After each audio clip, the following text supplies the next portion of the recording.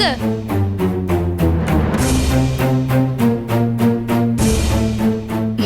வாங்க.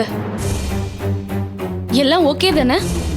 மேடம், நீங்க என்ன பண்ணுவீங்க ஏது பண்ணுவீங்கன்னு எனக்கு தெரியாது. ஆனா என் பொண்ணோட பிரச்சனைய நீங்க தான் முடிச்சு விடணும். பொதுவா நாங்க இந்த மாதிரி கேஸ் எல்லாம் பண்ண மாட்டோம்.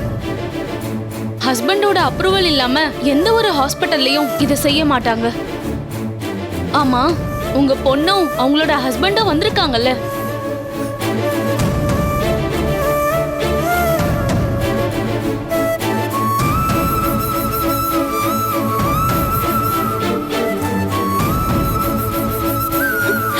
மேடம், என்னமா பண்றீங்க?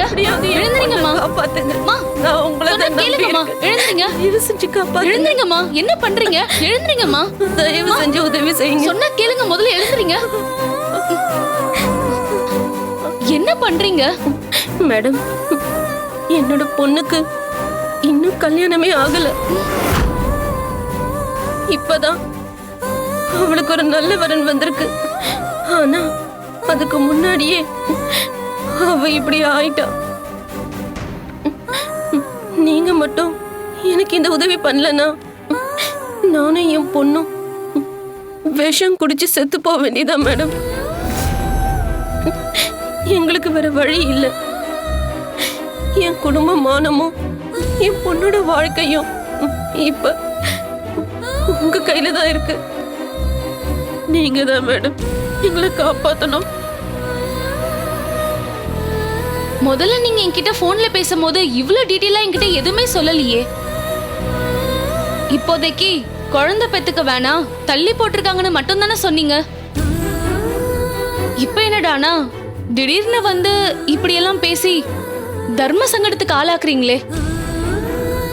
கருவை கலைக்கிறதும் குழந்தைய பெத்து குப்பை தொட்டியில போடுறதும் அநாத ஆசிரமத்துல விடுறதும் தானே இந்த காலத்துல நிறைய நடக்குது. மேடம், இந்த விஷயத்தை தயவு செஞ்சு என் பொண்ணுகிட்ட சொல்லாதீங்க மேடம். நீங்க அவளை கூப்பிட்டு வெறும் செக்அப் மட்டும்தானு சொல்லி எப்படியாச்சும் இதை நல்லபடியா பண்ணி முடிச்சிருங்க மேடம்.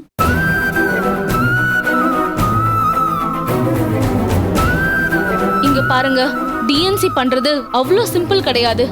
பொதுவா கருவை கலைக்கிறதே சட்டப்படி குற்றம். கல்யாணமும் இன்னும் ஆகல, இப்ப பண்ண போறது உங்க பொண்ணுக்கும் தெரியக்கூடாதுன்னு சொல்றீங்க. அது எப்படிங்க உங்க பொண்ணுக்கே தெரியாம பண்ண முடியும்? இன்கேஸ் இது எதுவுமே என்னோட நாலேஜ் இல்லாம நடந்துச்சுன்னு உங்க பொண்ணு எங்க மேல கம்ப்ளைண்ட் பண்ணா அப்புறம் அது ஒரு பெரிய பிரச்சனை ஆயிடுங்க. ப்ளீஸ் மேடம், நான் உங்களை கையெடுத்து கும்பிட்டு கேக்குறேன். நீங்க பண்ண போற இந்த காரியத்தால என் பொண்ணோட எதிர்காலம் நல்லா இருக்குமே தவிர இதனால கண்டிப்பா உங்களுக்கு எந்த பிரச்சனையும் வராது மேடம். சரி, ஓகே. நீங்க இவ்ளோ தூரம் கெஞ்சி கேக்குறதுனால நான் இத பண்றேன். அப்புறம் இன்னொரு முக்கியமான விஷயம், உங்க பொண்ணை கூப்பிட்டு ப்ராப்பரா செக் பண்ணி அந்த கரு 12 வாரத்துக்குள்ள இருந்தா மட்டும்தான் அபார்ட் பண்ணி டிஎன்சி பண்ண முடியும். உங்க பொண்ணோட ஃபியூச்சர் நல்லா இருக்கணும்ன்ற ஒரே காரணத்துக்காக மட்டும்தான் இதுக்கு நான் அக்செப்ட் பண்ணிக்கிறேன்.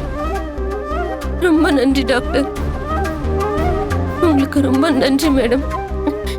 என் பொண்ணு நர்ஸுங்கிறதுனால அவ ஏதாவது கேள்வி மேல கேள்வியா கேட்பா. நீங்க ஜஸ்ட் செக்அப் தான்னு சொல்லி ஏதாவது சொல்லி சமாளிச்சுங்க மேடம். நீங்க செய்ய போற இந்த உதவிய என்னோட வாழ்நாள் முழுக்க நான் மறக்க மாட்டேன். என்னோட ஆயுசுக்கும் நான் உங்களுக்கு நன்றி கடன் பட்டிருப்பேன். நன்றி மேடம். சரிங்கம்மா, பரவாயில்ல.